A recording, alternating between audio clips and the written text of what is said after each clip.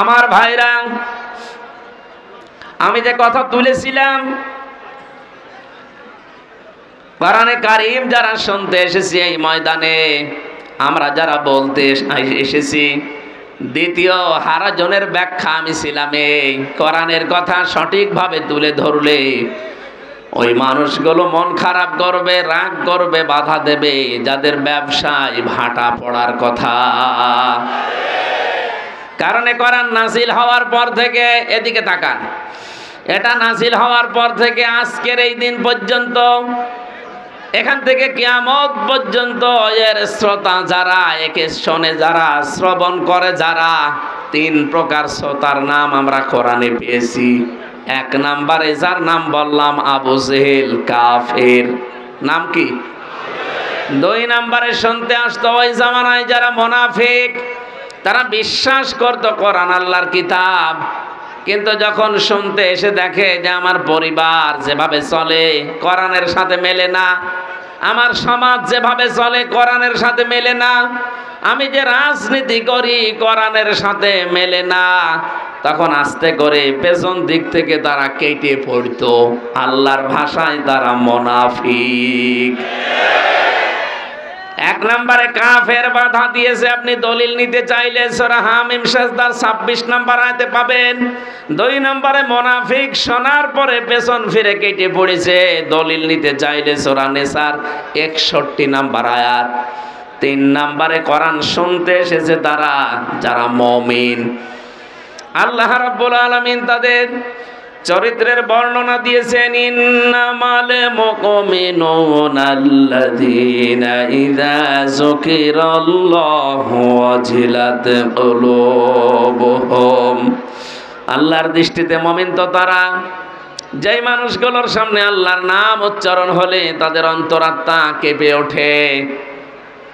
ওয়াইযা তুলিয়াত আলাইহিম আয়াতুহু যাদাতহুম ঈমানা।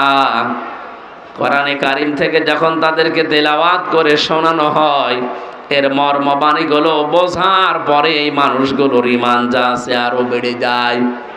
ওয়া আলা রাব্বিহিম ইয়াতাওয়াক্কালুন। বাড়ি যাওয়ার আগে তারা সিদ্ধান্ত নিয়ে যায়, এই পৃথিবীতে যে কোনো কাজে ভরসা করব কার প্রতি? প্রথম নম্বরে আমরা এখানে ওইরকম শ্রোতা নেই যারা বাধা দেয়, তারা যেহেতু কাফের, আর এখানে কাফের আছে নেই।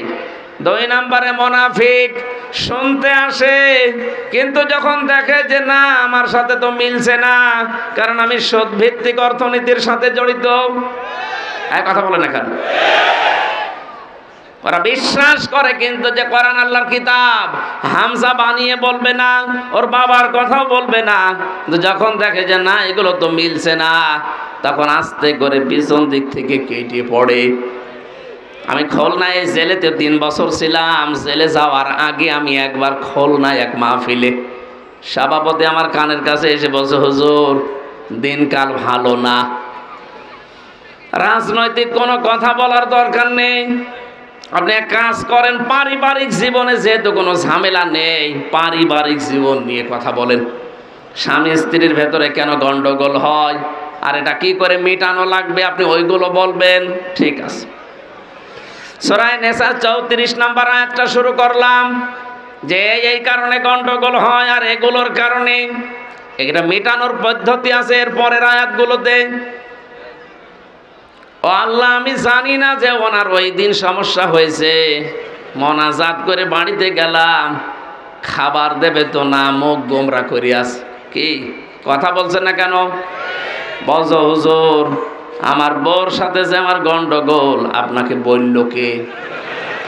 কে বলবে না? আপনাকে ঠিক কেউ বলে দিয়েছে? আপনি যা যা বললেন আজকে সব আজকে আমার হয়েছে। বলেন তো আমার কেউ বলে দিয়েছিল? বলেছে একজন। কে? উনি 1500 বছর আগে জানিয়েছে যে এই কারণে গন্ডগোল হয়। এখন আপনি রাজনৈতিক জীবনে কোরআনে কারিমে যে নিয়ম নীতি আছে এটা আপনি মানেন না, বলতে গেলে তো আপনার সাথে মিলে যাবে। এখন আমি করব কি? আমি সব জীবন বাদ দিলাম, এখানে 9টা জীবনের কথা আছে। আমি একটা জীবন যেহেতু সামনে, এই জীবনটা আমাদের খুব দরকার, ওই জীবনের 5টা ইঙ্গিত দিয়ে আমরা তাফসীর মাহফিলে প্রবেশ করব।